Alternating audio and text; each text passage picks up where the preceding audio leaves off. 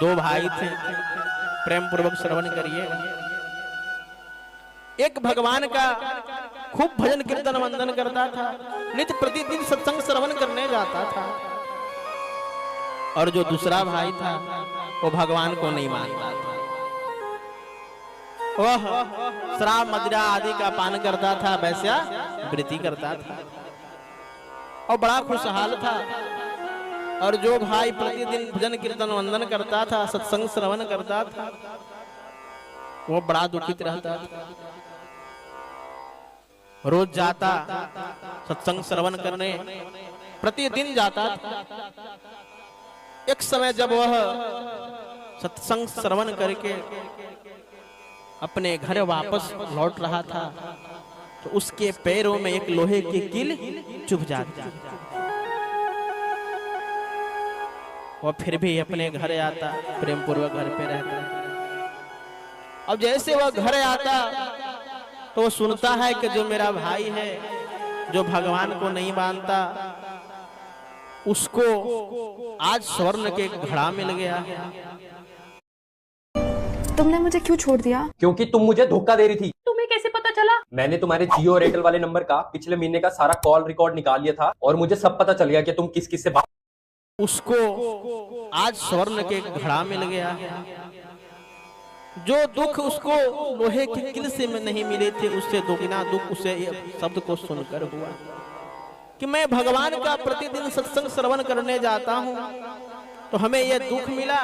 वो भगवान को मानता तक नहीं है, मुझे स्वर्ण का घड़ा मिल रहा है। बड़ा मन उसका दुखित हो जाता है। दूसरे दिन वह जब अपने गुरु जी के पास सत्संग श्रवण करने जाता है, मन उसका बड़ा विचलित रहता है।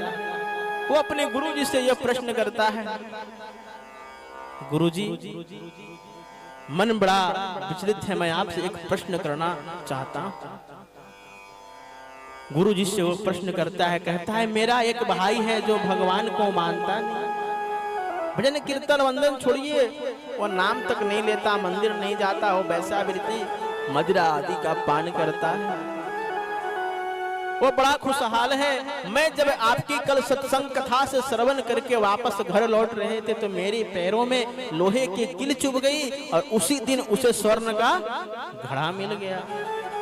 एक ऐसी लीला है। गुरुजी महाराज कहते हैं, बेटे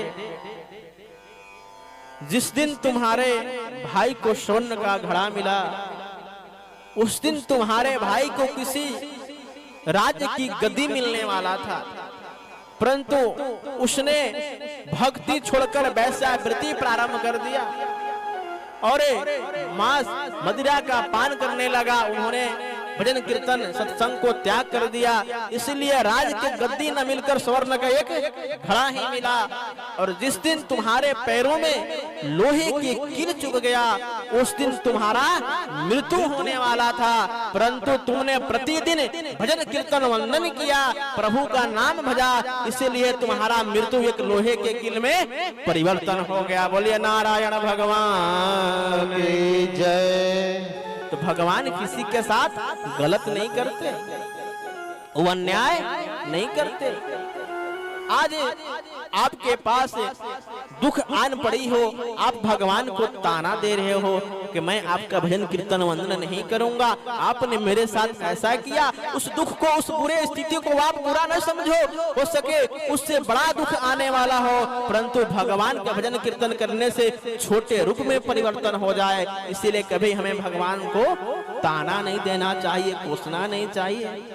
भगवान अपने भक्त के प्रति कभी गलत नहीं करते, वो अपने भक्त के प्रति सदा समर्पण रहते हैं, भक्तों का वह बातों का भी पालन करते हैं।